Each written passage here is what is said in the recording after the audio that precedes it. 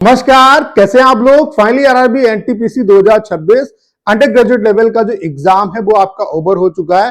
तो easy shift versus hard shift के बारे में बात करने वाले हैं। कौन कौन सी शिफ्ट आपकी इजी रही, कौन सी शिफ्ट हार्ड रही, तो इसके बेस पे आपको पता चलेगा कि किस शिफ्ट को कितना क्या बेनिफिट यहाँ पे मिल सकता है। उसके अलावा ओवरऑल एग्जाम का लेवल क्या रहा, उसके अलावा ओवरऑल एवरेज अटेम्प्ट क्या रहा, सेक्शन वाइज एवरेज अटेम्प्ट क्या कुछ रहा, उसके अलावा एक्सपेक्टेड कट ऑफ क्या कुछ रह सकती है, इसका भी मैं आपको एक रफली जो आइडिया है वो देने वाला हूं। उसके अलावा आपकी जो आंसर की है वो कब तक आ सकती है, इन सभी पॉइंट पे इस सिंगल वीडियो में हम लोग बात करने वाले हैं। वीडियो आप सभी के लिए बहुत ज्यादा हेल्पफुल होने वाला। चलिए स्टार्ट करते हैं।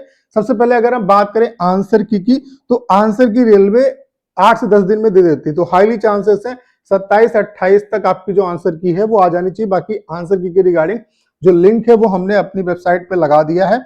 सिंपली आपको वेबसाइट पे जाना है mytestrank.com। यहाँ पे हमने आपके लिए बेस्ट जो रैंक कैलकुलेटर है बना दिया है। जिस तरीके से रैंक मित्रा का कैलकुलेटर है एज इट इज ये रैंक कैलकुलेटर है। उसके अलावा जो यहाँ पे जो मल्टीपल एंट्रीज हैं और जो फेक एंट्रीज हैं उनको हमने हटा दिया है, उससे और बेस्ट बनाने का प्रयास किया। तो यहाँ पे अपना जो स्कोर कार्ड है वो जरूर चेक करना। जब आंसर की आ जाएगी तो यहाँ पे इस तरीके से चेक रैंक का ऑप्शन आपको दिखेगा। तो इस पे जब क्लिक करेंगे तो आप सिंपली अपना जो यूआरएल है आंसर की का वो डाल के अपना कंप्लीट स्कोर कार्ड नॉर्मलाइज जो स्कोर है वो चेक कर सकते हैं। और यहाँ पे जब मैक्सिमम डाटा हमारे पास आएगा तो इसके बेस पे हम कट ऑफ का अच्छे तरीके से एनालिसिस भी करेंगे। तो जाइए यहाँ पे रजिस्ट्रेशन जरूर कर लीजिए। वेबसाइट का लिंक डिस्क्रिप्शन और कमेंट बॉक्स में पिन किया है।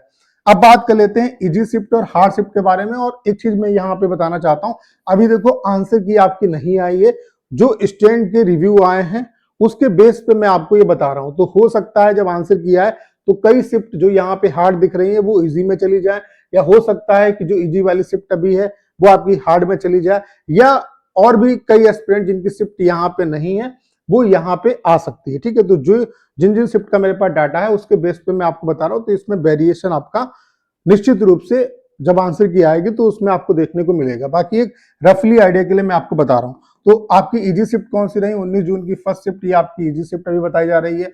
18 जून की फर्स्ट शिफ्ट ये इजी शिफ्ट बताई जा रही है। 17 जून की फर्स्ट शिफ्ट, 16 जून की फर्स्ट शिफ्ट, उसके अलावा 14 जून की थर्ड शिफ्ट और 13 जून की आपकी थर्ड शिफ्ट। ठीक है, उसके अलावा अगर हार्ड शिफ्ट की बात करें तो 19 जून की थर्ड शिफ्ट, 18 जून की थर्ड शिफ्ट, 17 जून की थर्ड शिफ्ट, 16 जून की थर्ड शिफ्ट, 14 जून की आपकी फर्स्ट शिफ्ट और आपकी 13 जून की फर्स्ट शिफ्ट, ये आपकी हार्ड शिफ्ट बताई जा रही है। बाकी अभी जब आंसर की आएगी तो सिनेरियो उसके बाद ही डिसाइड होगा और उसके बाद ही एक्चुअल में पता चलेगा कि कौन सी शिफ्ट कितनी हार्ड है, कौन सी शिफ्ट कितनी इजी है और एग्जैक्ट कितना क्या नॉर्मलाइजेशन का आपको बेनिफिट मिल सकता है। बाकी एक आइडिया के लिए आप इसे देख सकते हैं। ठीक है, उसके अलावा अगर हम ओवरऑल एग्जाम के लेवल की बात करें और एवरेज अटेम्प्ट की बात करें तो यहाँ पे रीजनिंग का जो लेवल है वो इजी रहा। मोस्ट स्कोरिंग जो सब्जेक्ट था वो रीजनिंग ही था। इसमें जिसने बहुत अच्छा स्कोर किया होगा उसका कहीं ना कहीं उसको बेनिफिट मिलेगा। तो यहाँ पे एवरेज अटेम्प्ट 24 से 27 रहा। मैथ्स की बात करें तो मैथ्स मॉडरेट प्लस कैलकुलेटिव रहा। यहाँ पे एवरेज अटेम्प्ट की अगर बात की जाए तो 22 से 25 रहा। जीके जीएस की बात करें तो मॉडरेट आपका लेवल रहा इसका। यहाँ पे एवरेज अटेम्प्ट की बात की जाए तो 28 से 33 रहा। ओवरऑल अगर एग्जाम की बात करें तो रीजनिंग को अगर हटा दें तो यहाँ पे ओवरऑल जो एग्जाम का लेवल है वो उसे हम मॉडरेट ही कहेंगे। और यहाँ पे ओवरऑल अगर एवरेज अटेम्प्ट की बात करें तो आपका एवरेज जो अटेम्प्ट है वो 74 से आपका 85 रहा। अब यहाँ पे अगला जो क्वेश्चन है स्टूडेंट के दिमाग में वो ये है कि कट ऑफ कितनी क्या जा सकती है।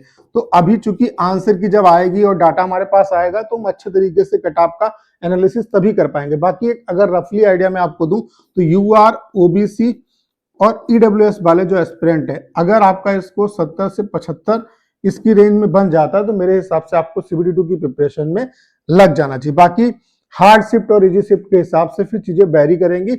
ऑन एन एवरेज मैं आपको बता रहा हूँ कि 70 से 75 यानी कि 70 से ऊपर अगर आप जा रहे हो तो कहीं ना कहीं मेरे हिसाब से आपको सीबीडी2 की प्रिपरेशन में लग जाना चाहिए। उसके अलावा एससी एसटी की अगर हम बात करें तो 65 प्लस अगर स्कोर बन जाता है तो मेरे हिसाब से कहीं ना कहीं आपको सीबीडी2 की प्रिपरेशन में लगना चाहिए। बाकी आंसर की के बाद एग्जैक्ट पता चलेगा कौन सी शिफ्ट हार्ड है, कौन सी शिफ्ट इजी है, एग्जैक्ट कितना क्या नॉमिनेशन मिल सकता है, नॉमिनेशन का फायदा मिल सकता है। उसके अलावा हार्ड शिफ्ट और इजी शिफ्ट के बेस पे कितना क्या आपके लिए सेफ स्कोर रहेगा, एक्चुअल में कट ऑफ कितनी क्या रहेगी, वो सारी चीजें आंसर की के बाद ही क्लियर होंगी। बाकी आंसर की के बारे में अगर हम बात करें तो 27-28 तक मेरे हिसाब से आंसर की आपकी आ जानी चाहिए।